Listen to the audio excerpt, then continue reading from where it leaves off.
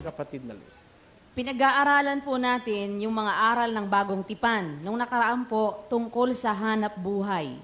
Anong hanap buhay ang dapat nating gawin na sang-ayon sa kalooban ng Diyos? Dahil nag-umpisa po ito doon sa pagnanais nating malaman kung paano natin paglilingkuran ng Diyos.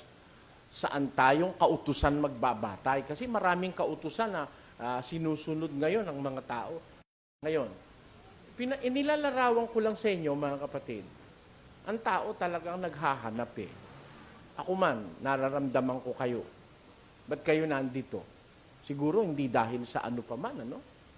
Maaari, hindi mo naman pwede sabihin kaya kayo nandito dahil masaya rito.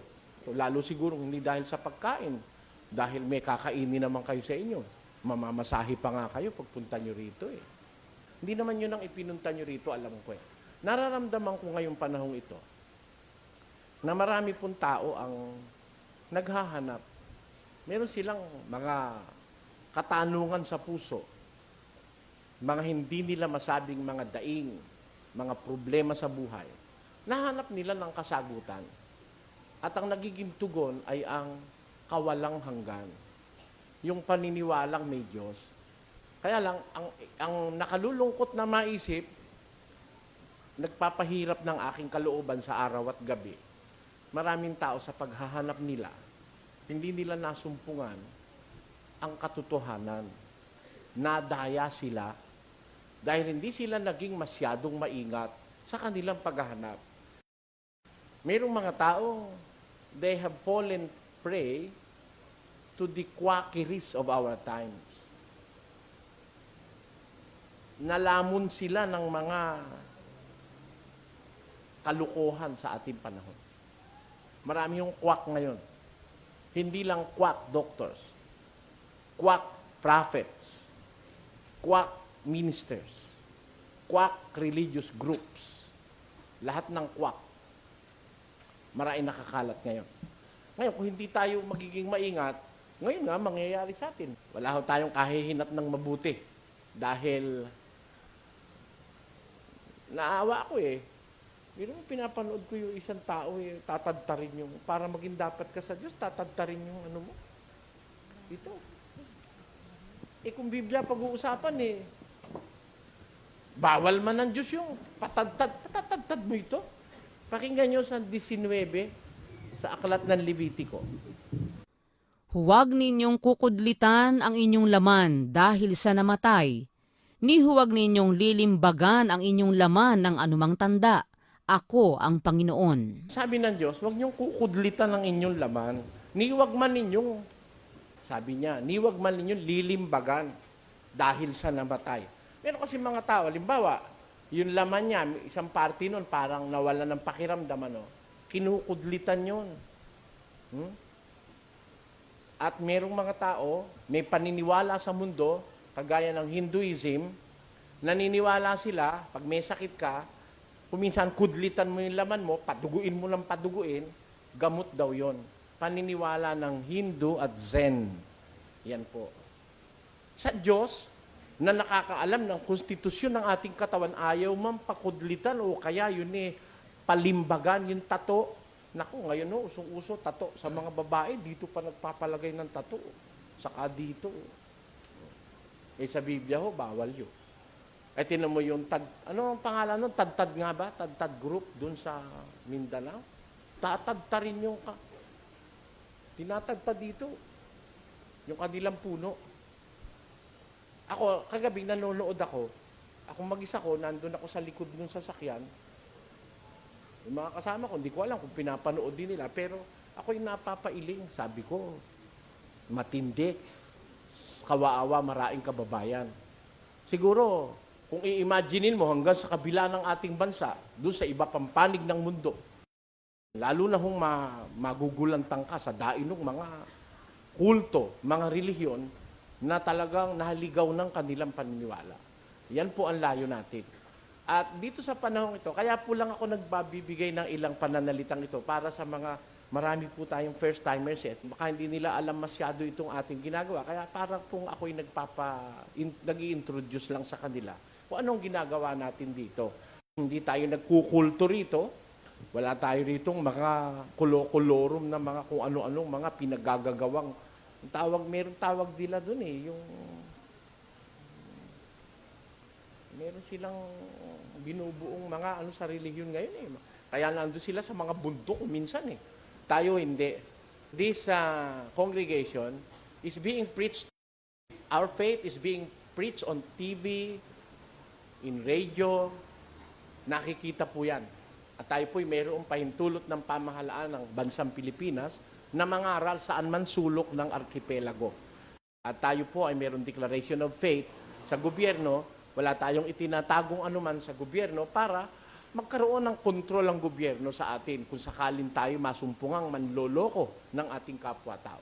Yun lang ang kainaman nung nakarehistro ang ating pananampalataya sa gobyerno. Merong say ang gobyerno, kung niloloko na miyembro, pwedeng pakialaman. Eh kagaya ng kolorum na yun sa Mindanao. Biro mo namatay yung miyembro. Bakit namatay? Dahil sa katatagtad ng itak na hemorrhage. Kolorum eh. Ha? Walang juridical personality. Eh tayo, meron. Ngayon, doon sa ating punto ng pinag-aaralan na sinabi ni kapatid na Los, nandun tayo sa pag-aaral ng mga batas ng Diyos sa bagong tipan, sa ating panahon. Ano ang mga batas na ating ikapagiging dapat sa Diyos para tayo matanggap ng Diyos? Noong nakaraan ang pinag-aralan natin yung hanap buhay. Paano tayo dapat maghanap buhay? Anong hanap buhay ang ipinahihintulot ng Diyos at anong hanap buhay ang hindi ipinahihintulot ng Diyos sa Kristiyano? Nakita natin noon na ang isang hanap buhay na hindi pwede sa atin ay yung, kobrador ng wetin, o kaya Kristo sa sabong, o kaya balasador ng baraha sa kasino, o kaya yung kwekong. Alam niyo ba yung kwekong? Yung ahente ng babae.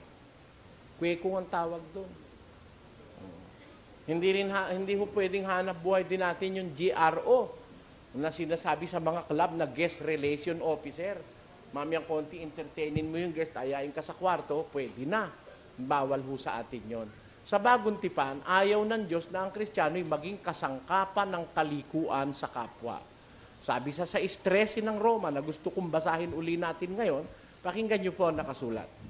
At huwag din naman ninyong ihandog ang inyong mga sangkap sa kasalanan na pinakakasangkapan ng kalikuan. Ayun, huwag niyo ihahandog ang inyong sangkap, ang inyong mga katawan sa kasalanan na pinakakasangkapan ng kalikuan.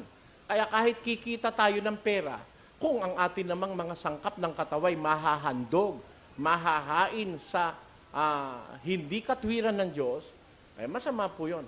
Kaya dito sa atin, sabi nung born again, bawal daw magsigarilyo. O, bawal, palagay mo, bawal. Eh, bakit kayo nagtitinda ng sigarilyo?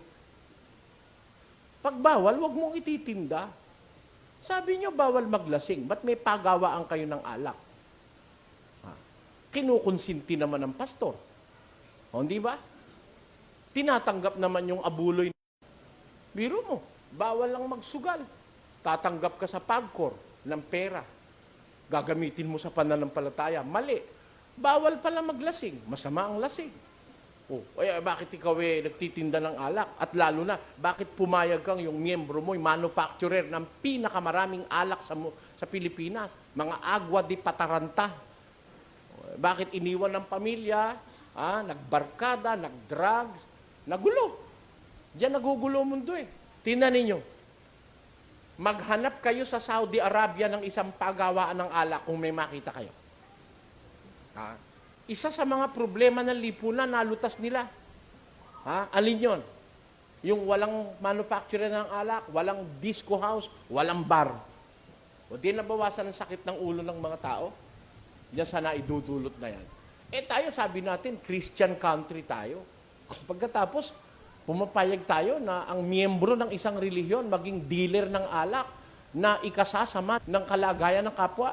Kaya sa ating pananampalataya, kung kayo po'y nag-iisip, sa amin bawal yun eh. Merong inumin ng tunay na lasenggo, merong mga kung ano-anong mga inumin dyan. Extra dry, extra strong. Marami inumin ngayon, nakakataranta sa buhay ng tao. Kaya marami, natataranta talaga, makainom yan eh. Hindi na nga alam kung sino asawa niya eh. Pag nakain namin. O, di ba? Kaya, yan, mga klase ng hanap buhay bawal sa atin. Ngayon, alam na natin yung masamang hanap buhay. Puntahan natin yung hanap buhay na nakasang-ayon sa kalooban ng Diyos. May nagtanong kasi sa akin kagabi, bawal daw ba magnegosyo? Masama raw ba ang perang kinita sa negosyo o business? Ayon. Yan ho'y masasakop ng ating pag-aaral ngayong gabi. At anong business ang payagan Diyos?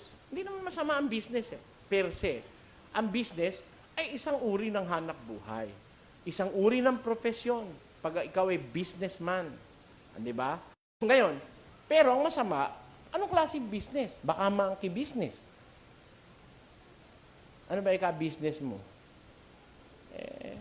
Business ko ika mag-alaga. Ano ika inaalaga mo? Pugo? Hindi ka. Chicks. Kukunin ko ika sa probinsya, papagandahin ko. Pag maganda na, bebenta ko. 30,000 ika isa na. Tama. Yun ang alaga. Yun ang kanya. Yun ang aho sa madaling sabi ang salita, kwekong. O, sa Pasay, tawag doon kwekong. Nakaabang doon sa may libertad. Pagka nakita tatanga-tanga ka, psst, psst.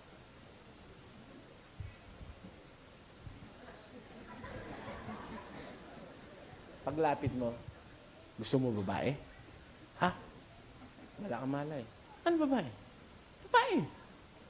Ano gusto mo? Morena, maputi, mataba, payat. Ay, pag wala kang malay, mamimili ka na. Halika ika, papasok ka doon sa iskanita. Bibigyan mo siyang 500. Okay na yon. Tanyo.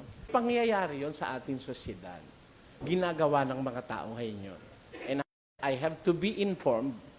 I have to be well informed about what is happening all around us. Kasi hindi natin effectively maia-apply yung salita ng Diyos sa ating pamumuhay kung di tayo ang nakakaalam ng mga ganyan. Sa Angeles, doon sa may Angeles, doon sa area ron. Minsan nagtaka ko ron eh. Nasa area kami. Naglalakad kami papunta doon sa may... meron ko kaming pagpupulong nun sa tapat ng Angeles University. Madaan kami doon sa area, sabi nung isang ano ron, psst, psst. Tapos, hoy, yata ako tinatawag nun ah. Kilala mo ba yon? Sabi ko doon sa kasama ko. Hindi ka, caller yan. Anong caller? May sasakyan baka ako diyang biyahe? Hindi ka, caller yan. Anong caller? Eh, caller ng mga lalaki yan. Bakit? May mga customer doon sa loob. Meron mga ano ro, may mga binibenta ro. Ano ka ako binibenta ro? Wala akong malay. Pala babae binibenta noon. Doon sa area, sa Angeles. Kaya pala doon sa lugar na ang lansa-lansa. Pag nadadaan ka ron, malansa. Oh, doon pala yung, oh, no, hindi ka pa matapos. Dali-dalian mo't may kasunod na. Sabi ko, ganun pala ka ako doon, ano? Tapos pagkatapos daw, mga bandang 2:00 na madaling araw, mag-uusap na yung mga nagbenta. Nagbenta ng ano, karning may ano.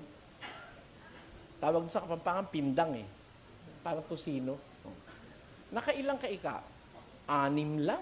Mahina. Ang pangit. Ang ganda nga. Sabi ng iba, eh kasi ika, hirap ng buhay ngayon, kaya nasadla kami sa ganitong hanap buhay. Hindi totoo yun. Hindi totoo yun. Hindi sapat na dahilan ng kahirapan para magsalaula ka sa buhay mo. Hindi sapat na dahilan yun. Maliban na lang if you are forced to prostitution. Hindi ko ako kontra ron. Bawa, napilitan ka. Merong nagpilit na ikaw ay mapaganon. Pero sa sarili mo, kung ayaw mo lang mapagod, ganun ang hanap buhay mo, pangit. Magkakalat ka ng virus niyan, ng AIDS virus. Eh lalo na kung ginawa mo hanap buhay yan, nagbebenta ka ng laman, napakasama niyan. Kaya alamin natin ngayon sa Biblia, sa pagpapatuloy ito nung ating nakaraan, alin ang hanap buhay na marapat sa Diyos? O, aling hanap buhay ang habang ginagawa mo, nakakalugod ka sa Diyos? Kasi, alam nyo, para tayo makalugod sa Diyos, dapat gawin natin yung kanyang kagustuhan eh.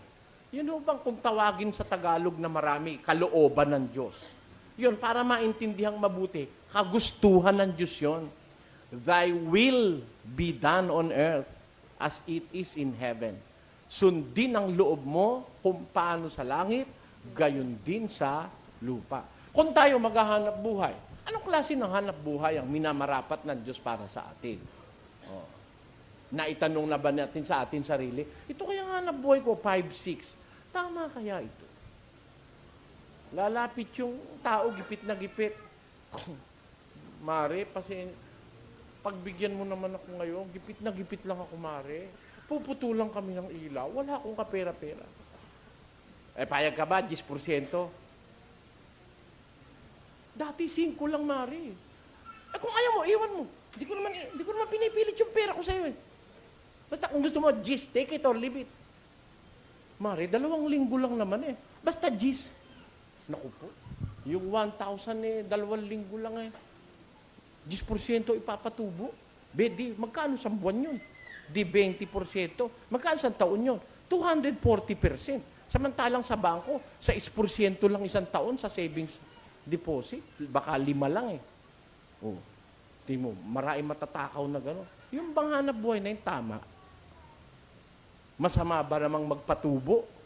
Baka naman pagkamalan nyo ko, bakit Mr. Soriano, masama bang magpatubo? Una, sasagutin ko na kayo, hindi masamang magpatubo. Pero paano pagpapatubo? Di tanungin natin sa Diyos. O, payag ho kayong ganon. Yan, hindi naman lahat ng dadaluhan yung Bible study, puro na lang taas ng kamay. Tinatanggap mo na ba si Jesus? Ganon lang eh. Hallelujah, praise the Lord. Magtanong tayo muna sa Diyos. Baka yung hanap buhay natin hindi tama, mag-aabuloy ka, hanap buhay mo mali. Iyon na lang yung abuloy mo. Yung mga pastor ng demonyo eh.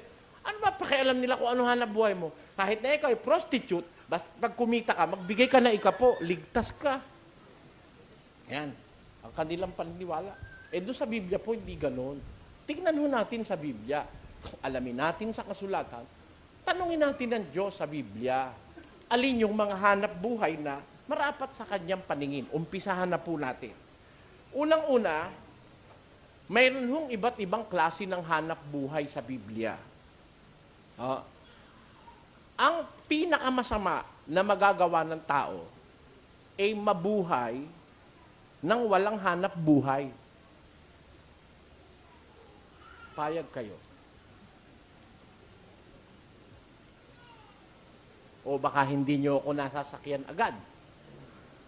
Ang napakasama sa tao, nabubuhay ng walang hanap buhay. Maaari nyo tanong, paano naman Mr. Soriano yung nangyari? Nabubuhay ng walang hanap buhay. Pakinggan nyo sa 2 Tesalonica. Sa Kapitulo 3, mayroong ganitong pangungusap si Apostol Pablo. Pakinggan nyo. Ewan ko kung tinuro ng pastor nyo to, pero ako po tuturo ko sa inyo. Para tayo, huwag mapahamak. Maging maalam tayo sa kalooban ng Diyos. Ito po ang sinasabi sa talatang ito. Sa Kapitulo 3 at versikulo 11, mayroong ganitong sinasabi. Sapagkat aming nababalitaan ang ilan sa inyo na nagsisilakad ng walang kaayusan. Tanyo lumalakad sila walang kaayusan. Parang lakad ng lasing.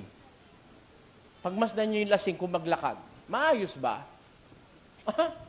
Pagka may fashion show, di ba may mga lakad talagang maganda smart maglakad eh.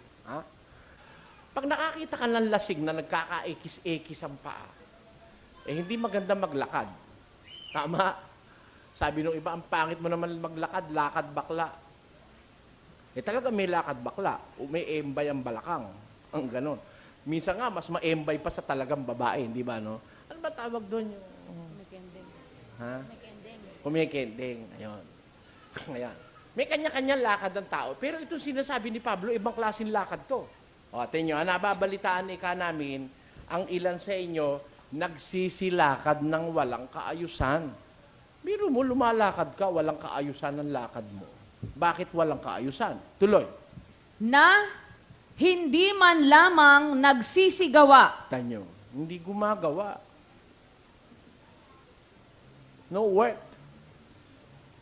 Pag walang work, walang hanap buhay. Anong ginagawa? Wala namang Hindi gumagawa. hindi nagsisigawa ano ginagawa? Wala. Ang ginagawa nila, wala silang ginagawa.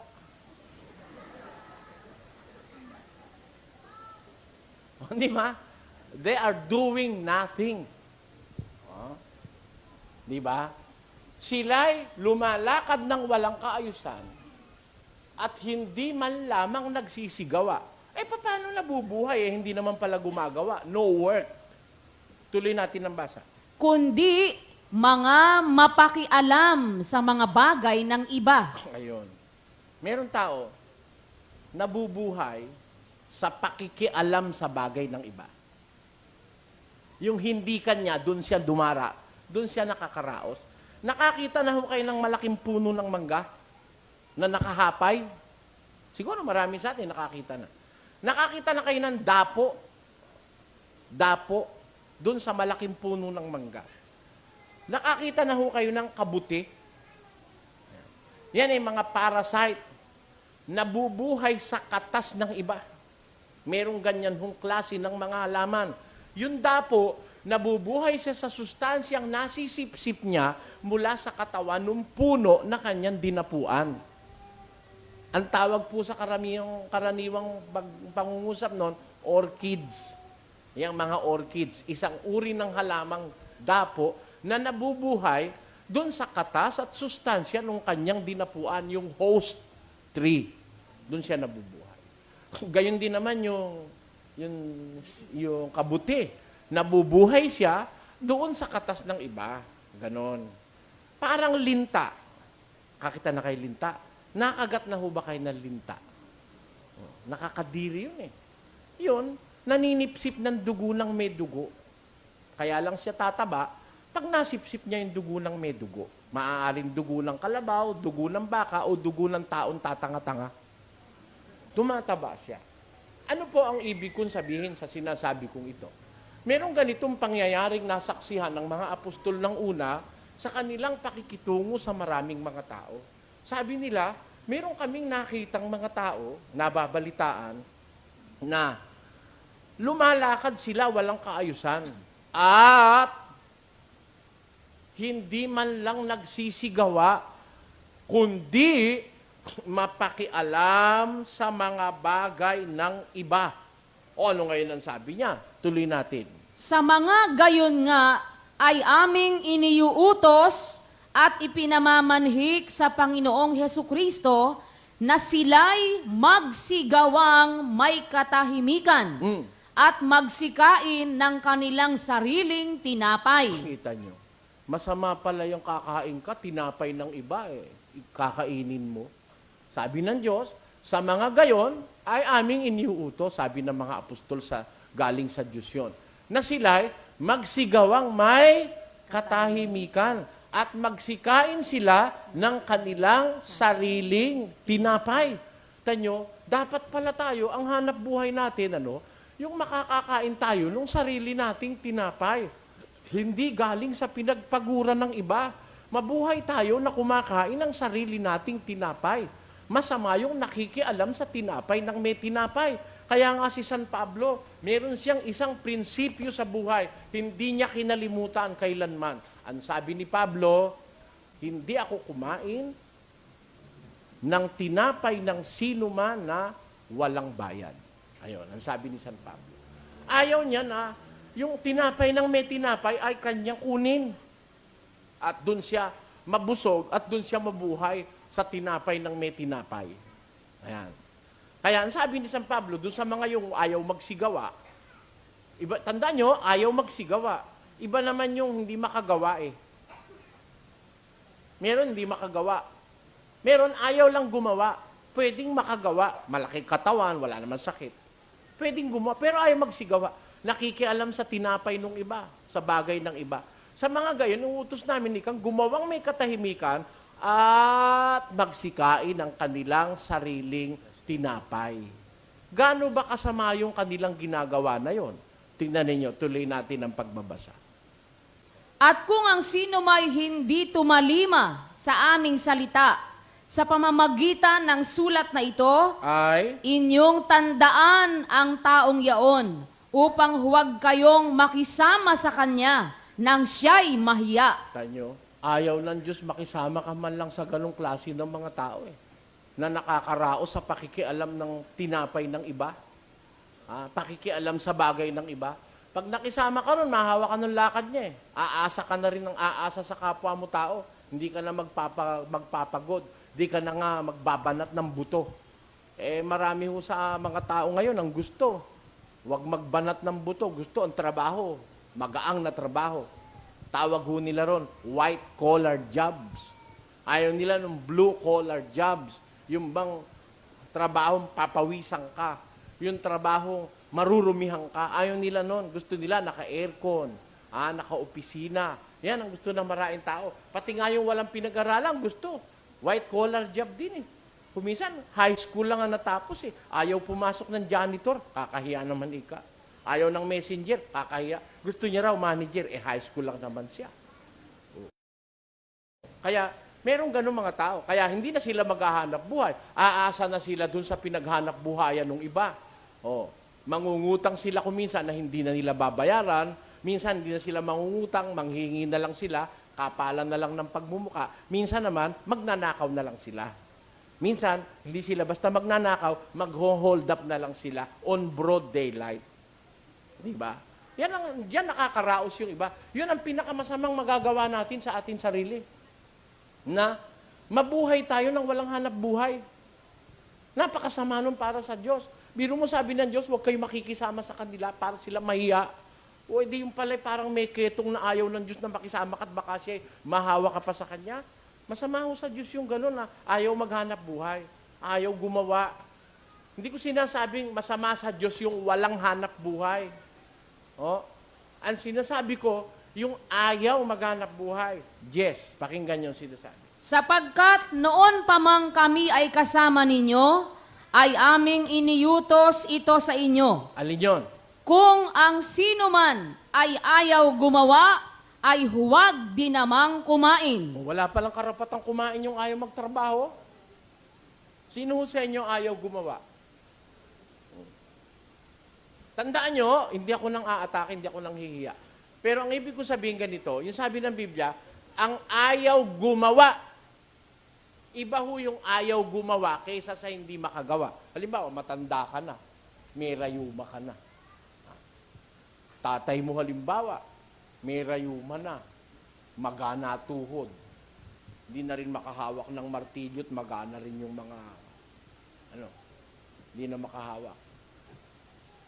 Yun ba sasabihin mo, ayaw gumawa?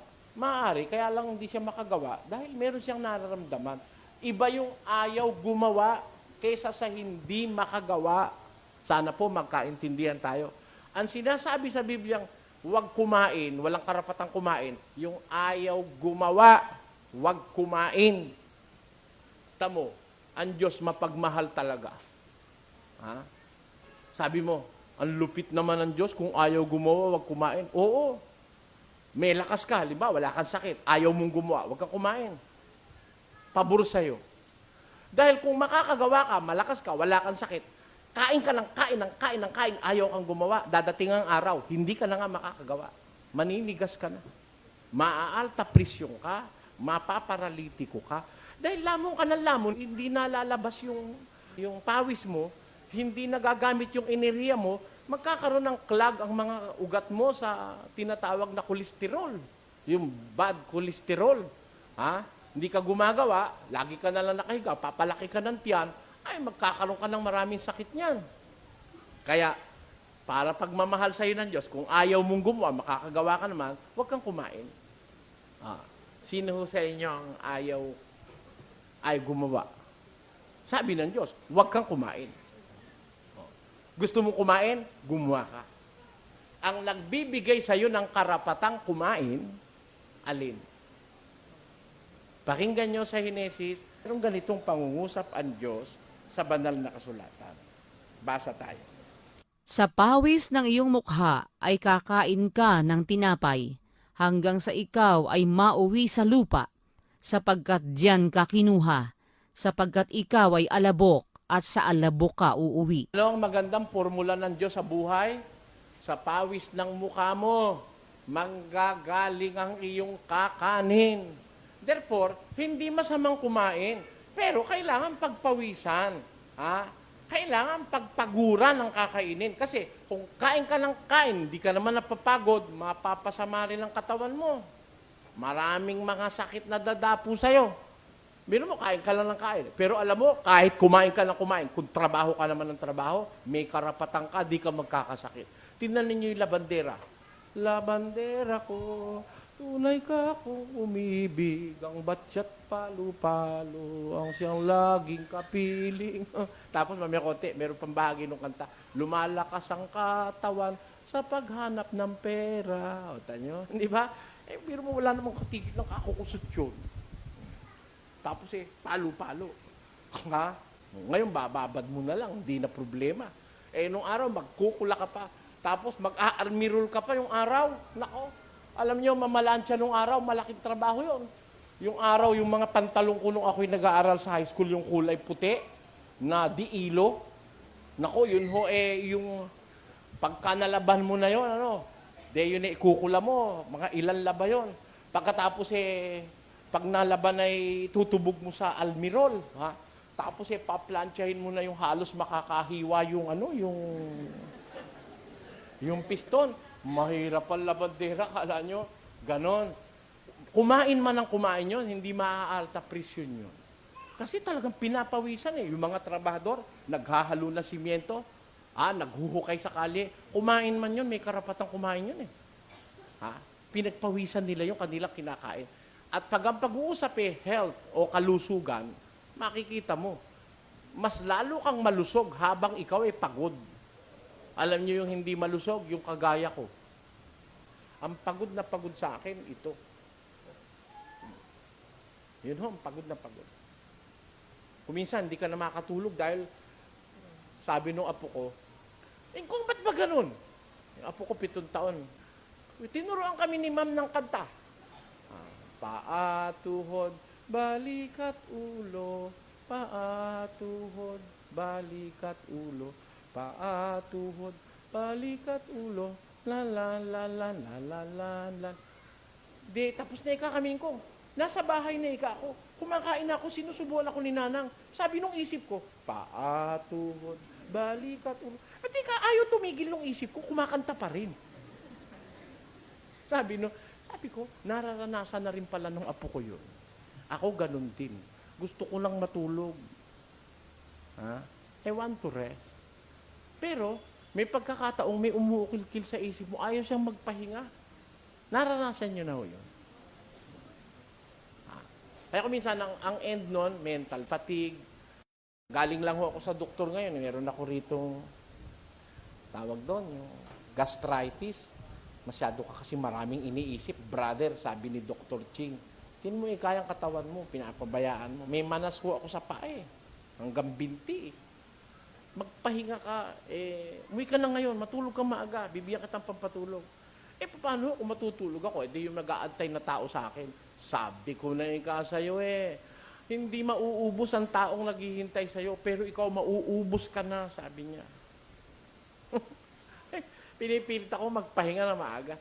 Paano ngayon? Di maghihintay ka ako yung mga tao dun sa preschool. Meron kaming Bible exposition, Doc. Yan ang sinasabi ko sa'yo. Sabi niya, magkaroon ka ng panahon sa sarili mo. Sabi mo sa kanila, may appointment ka. Anong appointment? May appointment ka sa sarili mo. Sabi ni doktor. Sometimes you have to have an appointment with yourself, sabi niya. Hindi ko naman magawa yun. Kaya mahirap yung hindi nagtatrabaho, walang exercise. Marami kang mararamdamang sakit ng katawan. Minsan, tataasan ka ng presyon. Kagaya kanina, mataas yung presyon ko. Ganun ho Kaya ako naniniwala sa Diyos, tama talaga Ano ang sabi ng Diyos na tama? Ayun, kung kakain ka, manggaling sa iyong pinagpawisan. Hindi baling kumain ng tao, basta pinapawisan siya. Napapagod siya nang gagaling sa marangal na hanap buhay. Ang masama, yun lang kain ng kain, ayaw namang magtrabaho. At ang lalo namang masama, yung kain ng kain, ang kinakain hindi kanya, inaagawan niya yung ibang bibig. Bakit? Swapang siya, ayaw niya magtrabaho, pinakikialaman niya yung bagay ng iba. Sabi ni Pablo, sa mga gayon, huwag kayong makikisama. Tanyo, kaya yung Kristyanismo, yan ang pinaka-popular na relihiyon daw sa mundo. Pero yan ang pinaka-least understood religion in the world. Yan ang pinaka hindi naiintindihan. Actually, the best religion and the only true religion in this world is Christianity. But it is the one religion that is not fully understood by men. Mula nang ito'y maitatag sa ibabaw ng lupa. Maraming nagsasabing, Kristiyano, tanungin mo hanap buhay. Tanungin mo ang paraan ng pamumuhay. Hindi sila talaga Kristiyano. Sa Kristyanismo ho, gusto mong maghanap buhay na marangal? Okay. Hindi masama hanap buhay. Magnegosyo ka? Okay din. Kaya lang, ang sabi sa Biblia, kakain ka sarili mong tinapay. Yun talagang sayo. Hindi mo inagaw kahit kanino. Ha? Walang na-deprive na labi. Wala kang naapi. Oh. Hindi mo sinamsam sa pamamagitan ng sugal. Oh, hindi mo inagawan yung labi ng may labi, yung anak ng may anak na naghihintay ng sweldo ng tatay niya. Hindi mo inagawan yon. Hindi mo inagawan yung ibang pamilya na ikaw ay umalembong ka ng umalembong, makaraos ka lang, para sweldo ng lalaki bibigay sa asawa sa'yo napunta. Yan ang masamang hanap buhay. Sana maintindihan niyo ho ako. Palagi ko naintindihan niyo naman ako eh. Sabi ho kasi sa Biblia, huwag tayong makikialam sa bagay ng iba. Yung kanila-kanila, yung iyo-iyo. At ikaw, hindi pwedeng wala. Tinanin yun, sabi ng Diyos sa Ecclesiastes. Ako ikaw, walang-wala. Mahirap pa ako sa daga. Sino nagsabi sa'yo mahirap ang daga? Ang yaman-yaman ng daga. Sino nagsabi sa inyong, saan kayo nakakita ng mahirap na daga? Wala pa o kung nakikita ang dagang namatay ng gutom. Tatandaan mo. Ang dagang namamatay, binaril, nilason, at etc. Pero namatay dahil walang makain, walang dagang pinabayaan ng Diyos. Pakinggan nyo sa awit. Ganito ating mabasa. Meron bang sige, kayo humatol. Pagkabasa ko ng talata, kayo humatol. Pakinggan nyo, sabi sa Biblia. Ako'y naging bata at ngayoy matanda. Gayon may hindi ko nakita ang matuwid na pinabayaan, ni ang kanyang lahi man ay nagpapalimos ng tinapay. Bakit? Pakinggan nyo sa awit. Iyong binubuksan ang iyong kamay, at sinasapatan mo ang nasa ng bawat bagay na may buhay. Sabi ng Biblia, binubuksan ng Diyos ang kanyang kamay. At pagbubukas ng kamay ng Diyos, sinasapatan niya ang nasa ng bawat bagay na may buhay. May buhay ba daga? Bagay ba yung daga? Sinasapatan ng Diyos o hindi? Sapat. Wala nga ako nakitang daga nakadextrose, ano? Ha? Dahil may sakit? Wala. O, sige, mag-isip kayo. Kung may nakita na kayong daga na kaya namatay dahil sa gutom, ha? Saan kayo nakabalita ng langgam na namatay ng gutom? Wala. Tanyo? May mga ibon na tumitimbang ng 1 kilo.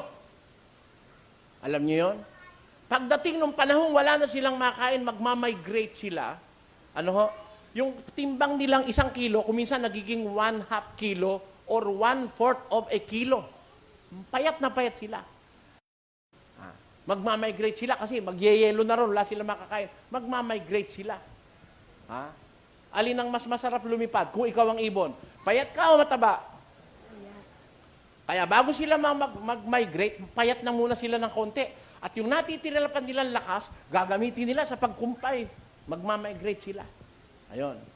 Pagdating nila doon sa lugar na yon, tataba sila uli. Walang ibong namatay ng gutom. Ganon ang sabi ng Biblia. Sabi sa Biblia, ang ibon namamatay sa kalupitan ng tao.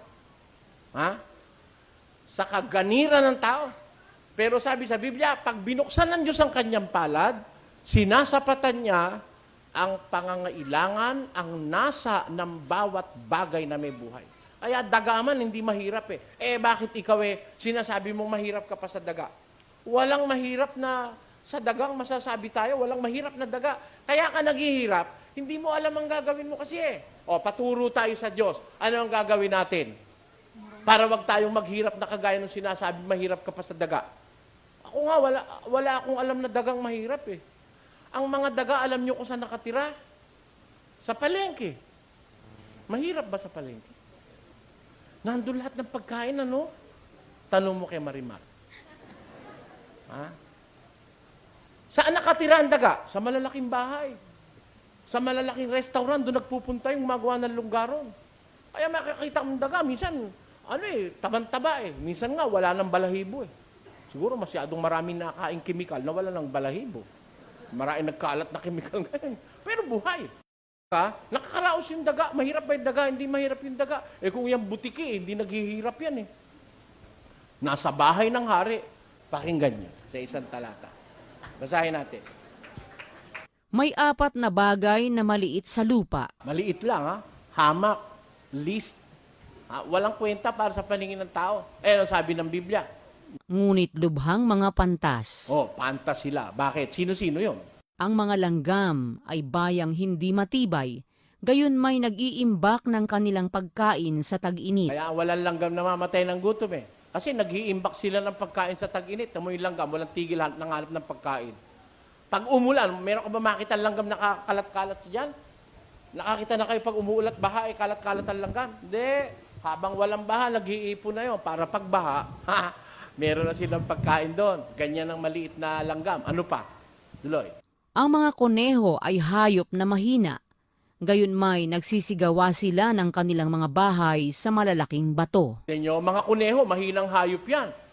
Hindi masyadong matatag na hayop yung kuneho. Sipain mo lang, wasak yan eh.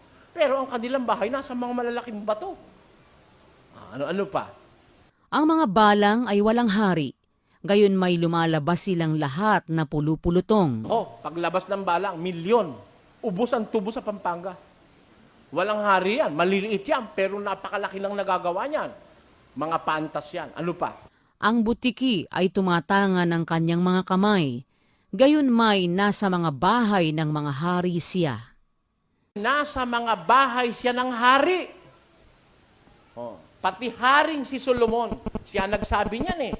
Nakita niya, pati bahay niya, napasok ng butiki. Kata nyo? Kaya, walang bagay sa mundo na masasabi natin nagkulang ang Diyos. Bakit ang tao na pinaka-obra maestra ng Diyos, ang taong pinakamamahal ng Diyos, may namamatay ng gutom? Hindi nila alam ang kalooban ng Diyos, kaya sila nagkaganon. Yan po dapat nating maintindihan. Hindi sila nag-aral ng kalooban ng Diyos. Ba't sinasabing mahirap pa raw sila sa daga? Hindi ka mahirap. Eto, meron ka, hindi ka mahirap. Pakinggan nyo sa Ecclesiastes. Ganito ating mababasa. Bawat tao rin naman na binigyan ng Diyos ng mga kayamanan at mga pag-aari at binigyan ng kapangyarihan na kumain niyaon. Kita nyo? Bawat tao, walang hindi wala ron puwera. Binigyan ng Diyos ng kayamanan at pag-aari at kapangyarihang kumain niyaon. Sige, tutulan natin yung salita ng Diyos. Ako unang-unang magtatanggol. Sino tututol? Hindi ka, Bradley. Ikaw, wala ako kayamanan. Sino nagsabi sa'yo? Lahat ng tao may kayamanan. Sabi ng Biblia eh. Maganda lang ang boses mo, kayamanan mo na yun eh. Ako, marami kong kayamanan. Gusto niyo, papartihan ko kayo? Kung minsan, hindi mo lang alam, nasa iyo yung kayamanang ibinigay ng Diyos. Meron ka. Kahit bulag ka, there is something good in you. Pagka pangit-pangit ng tao, may maganda sa kanya sapagkat ang Diyos ang lumikha sa kanya. Yun ang dapat niyo maintindihan. Yun lang marunong kang magpalitada. Ako'y naiinip doon sa pinagagawa ko minsan, nainip ako, kumuha ko ng naghalo ako. Hinalo ko. Pinarisan ko si Rading. Kukuhang ganon, babalibag. Babalibag. Ang ganda-gandang panoorin, binabalibag. Nung ako magbalibag, puro sabog ng sabog yung ayaw dumikit eh. Naku ka ako. Tingnan mo nga. Maraming tao nakikinig sa akin. Ako pala'y tanga. Hindi ako marunong magbalibag. Sumabog na sumabog, bawat balibag ko doon sa palitada ng simento. Bakit siya pag-iginano? Dikit ng dikit. Nung subukan ko, sabog ng sabog. Ano kaya ako gagawin ko rito? Ano ba timpla na gawa ko? Tamo, di may kayamanan siya, wala ako. Marunong siya magpalitada. Di ba? Kayamanan ba yun o hindi? Dahil doon, nabubuhay yung kantero ko eh. 4 na taong ko ng kantero. Nabubuhay siya. Nabubuhay niya yung anak niya. Pag nagkasakit yung anak niya, hindi ko matitiis. So, bibigyan akong pera. Dahil dun sa kanyang kayamanan dala-dala. Yung meron siyang wala ako. Kayo, isipin niyo sa sarili niyo. Di ba meron kayong inyo? At meron kayong pag-aari. Binigyan ka ng karapatang mag-ari ng Diyos dito sa lupa. Walang taong sinikil ng Diyos. Kaya lang siguro wala kang pag-aari, kundi ka tamad, waldas ka. Yun ang dalawa lang doon. Kaya wala kang pag-aari, waldas ka o tamad ka. Pero sasabihin mo wala, aba, pwede ba namang wala? Wala ka akong pag-aari. Di ba may panty ka ngayon? Oh. Kanino yun? Hindi mo pag-aari yun. Oh, nakahubo ka ba nang pumunta ka rito? Hindi naman eh. Kahit na nga, kahit tsinelas na parehong kaliwa, meron ka eh. Oh. Meron. Makakaraos ka. Huwag ka maiinggit kung parehong kaliwa tsinelas mo. Bakit? Meron tao, maraming pambili ng tsinelas, walang chichinilasan. Amen? Tamo kung magmahal ang Diyos. Kaya, hindi pwede mo sabihin nagrabyado ka sa mundo. Kaya ka lang naagrabyado, hindi mo alam kung anong gagawin mo. Nagkulang ng turo ang namamahala sa relihiyon mo. Pero kung maiintindihan mo lang ang plano ng Diyos sa buhay, ba't ikaw ako mahirap? Paano kung puro tayo mayaman? Sino magtatrabaho? Ali nga, magkakasinyaman tayo, pare-pareho tayo kagaya ni Don Soriano San Miguel. Bilyon-bilyon ng pera. Kailangan umakyat doon, maglalagay ng nung kuryente. Nung inilalagayan niya, ako natatakot eh. Baka ako mahulog eh, mabali ang leeg nung... ako ba maglalagay doon? Hindi ko kaya yon. May maglalagay, payat siya. Meron payat siya. Alam niyo kung ba't payat? Mahirap siya. Wala siyang maraming makain. Hindi payat. Homo payat. Kahit umakyat doon, parang butiki lang. Hindi man lang umaalog yun dahil payat siya.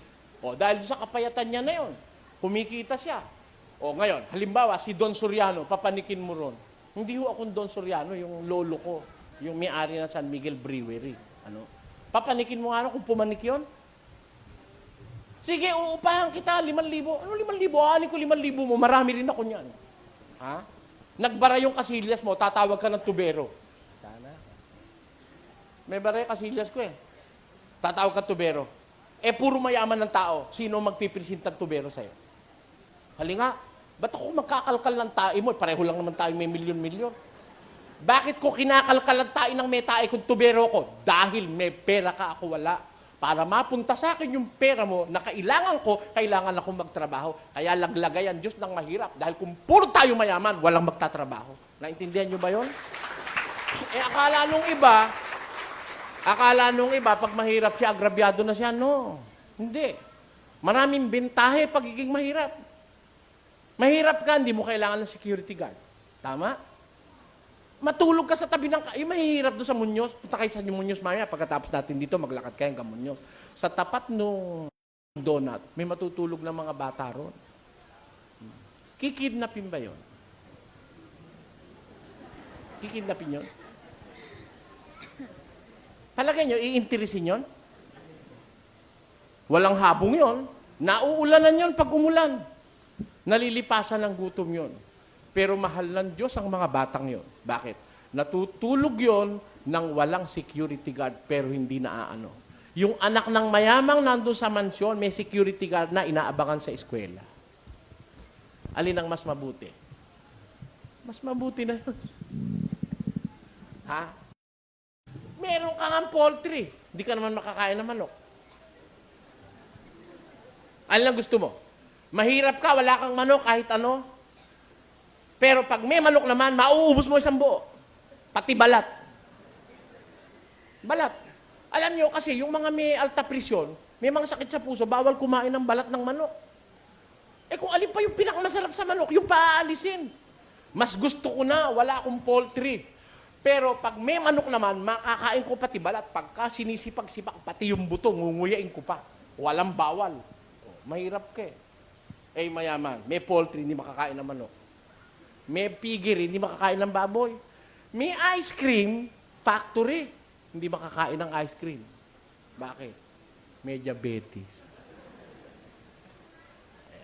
Sino agrabyado? Agrabyado ba mahirap? De, wala kang ice cream factory. Pero pag nakatsyempo ka sa isang birthday, isang galon man ang ubusin mo, wala kang alalanin. Sige, lamon ng lamon. Ang sarap kainin ng ice cream kung wala kang diabetes. Nakita nyo na kung paano nagmamahalan Diyos sa atin? Kaya lang di natin alam kung anong gagawin natin sa buhay. Sabi ng Diyos, bawat tao may kayamanan, may pag-aari at binigyan ng kapangyarihan ng Diyos na kumain niyaon. Kailan mo masasabi na iyo yon? Kailan mo masasabing iyo yon? Sabi ng Diyos, gumawa ka sa iyong kamay. Pakinggan nyo, sa isang talata ng Efeso, pwede mo naman sabihin talagang iyo yun eh. Akin yun. Akin ito. Akin, pag sinabi ko ito, it is lawfully. Akin ito. It is faithfully spoken. Akin ito. Bakit? Talagang akin eh. Hindi ko ninakaw, hindi ko inagrabyado sa iba, hindi ko inagaw sa iba, hindi ko pinahirapan ng iba, hindi ko pinaluha ang iba dahil akin talaga ito. May kapangyarihan ba ako sa akin? Meron. Pakinggan nyo, paano nagiging iyo? Basa. Ang nagnanakaw ay huwag nang magnakaw pa, bagkus magpagal, na igawa ang kanyang mga kamay ng mabubuting bagay upang siya'y may maibigay sa nangangailangan. Tanyo, kaya yung ating kayamanan, sabi ng Diyos, yung nagnanakaw, wag na magnakaw pa. Bagkus igawa ang kanyang kamay ng mabubuting bagay para siya'y may maibigay sa nangangailangan. Tanyo, pag ikaw masipag, gumagawa ka, mabuti ang ginagawa mo, naghanap buhay mo mabuti, may maibibigay ka pa sa pangangailangan ng kapwa. Hindi naman kasi sapat sa mundo na ikaw lang ang meron eh. Na ikaw pasasa, na ikaw busog na busog, bundat na bundat, and you are not sharing it to others. Tingnan ninyo ang aral ng Diyos. Yung magnanakaw, huwag ka na magnakaw. Gumawa ka ng mabuti ng iyong kamay, upang may maibigay ka sa nangangailangan. Tingnan mo, ang utos ng Diyos, magbibigay ka pa. Hindi ka lang makakaraos, hindi ka lang magkakaroon ng sarili, makapagbibigay ka pa sa ibang nangangailangan. Yan ang kalooban ng Diyos sa atin. Yan ang sinasabi ng Biblia. Atan nyo, di meron ka, alin yung meron ka? Halimbawa, ganito. Isang karpintero, naghanap buhay maghapon, pukpok, minsan nakapupukpok kamay, minsan nalalagari kamay, minsan napapako.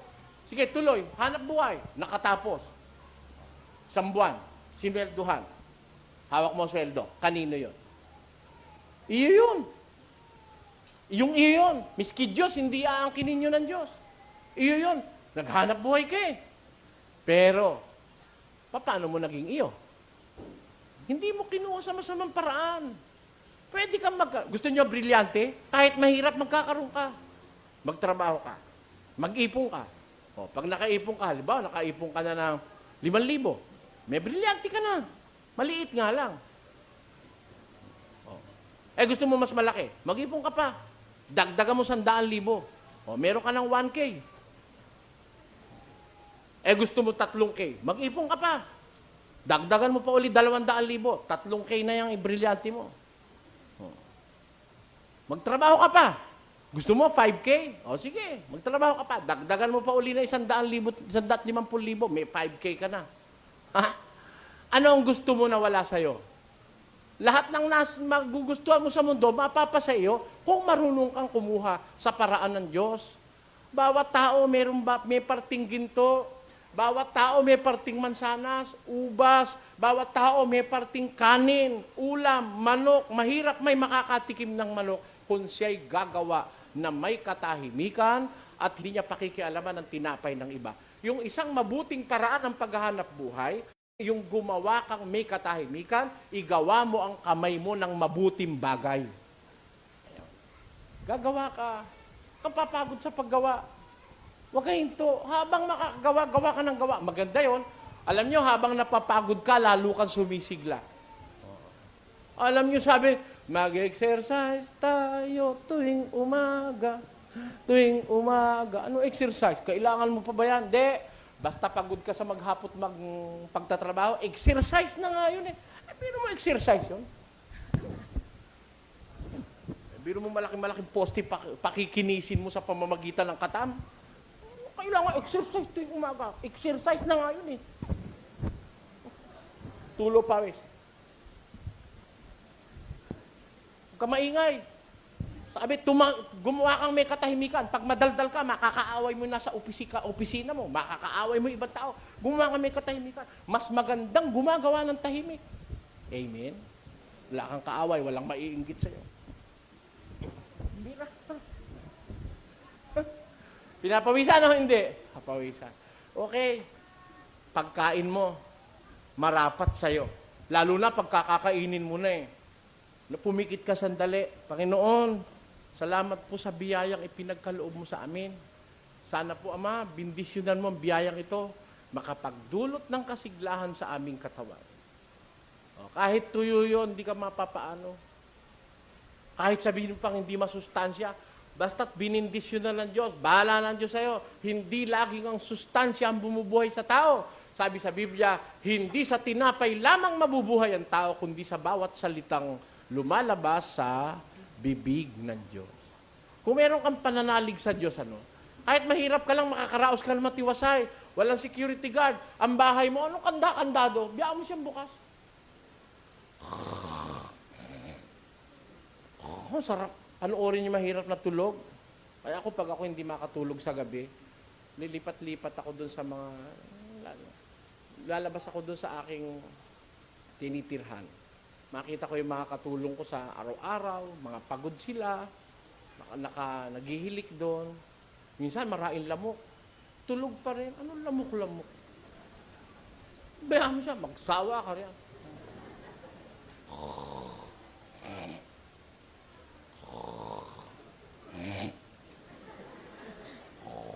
Ang sarap. Sarap ng tulog. Alam niyo, sikreto? Basa. Pakinggan niyo.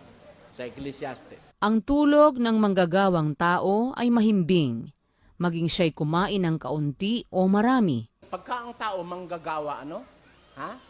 One that labor. One that works hard. Ang tulog niya ay mahimbing kahit kumain siya ng kaunti o marami. Konti man ang kinain niya, masarap ang tulog niya. Marami siyang kinain, masarap ang tulog niya. O bakit? Tuloy. Ngunit ang kasaganaan ng yaman ay hindi magpapatulog sa kanya. Sino may insomnia? Ha? Masarap nga yung mahirap eh. Pagka dumidim-dilim na eh. Ito ka na matulog, dear. Tulog na tayo. Sige, mauna ka na. Mamang konti, paglapat na ganun dun sa... Paglapat nung likod sa... Minsan nga, hindi pa kama na lapatan eh. Ha? Isang maliit na bangko na halos yung paa niya ay nakalaglag pa. Paglapat na... Ang sarap. Kahit walang kinaing masarap. Masarap at tulog. Mayayaman eh. Iinom pa ng gatas. May sleeping pills pa. Nakabukas pa aircon. Meron pang sweet music. Hindi makatulog. Biling ng biling. Pagtahol ng aso.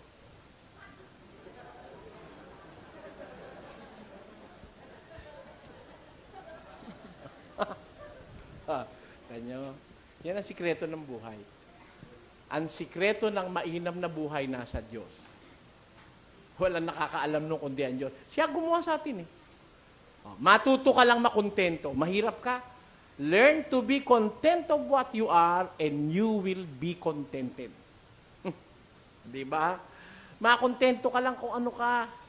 Kaya ako, ganun ang aking paniniwala eh. Gaya ni San Pablo, sa 4 ng Filipos, ganito ating mababasa. Marunong akong magpakababa at marunong naman akong magpakasagana.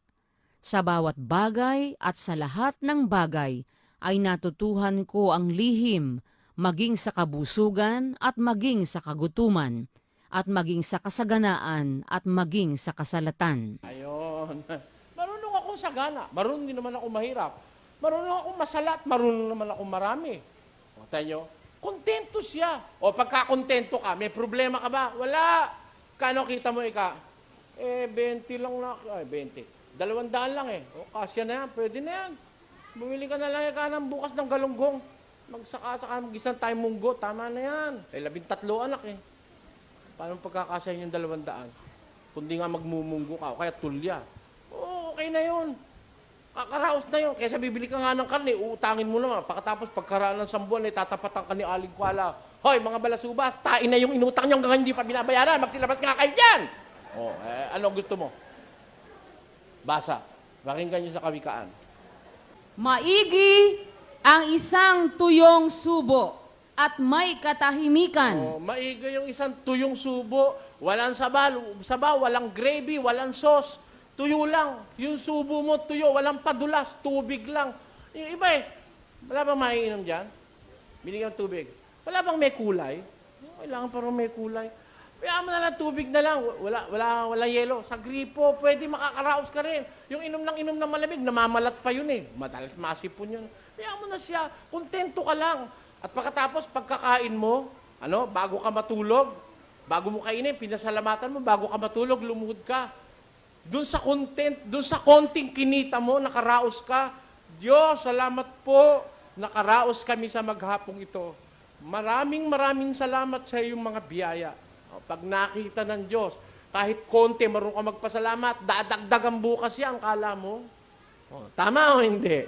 Pwede naman yan dagdagan If you are grateful for some or little things that you have received from Him, He is not maramot para dagdagan yung konti. Tama o hindi? Meron nga dinadagdagan talaga Ganyan lang.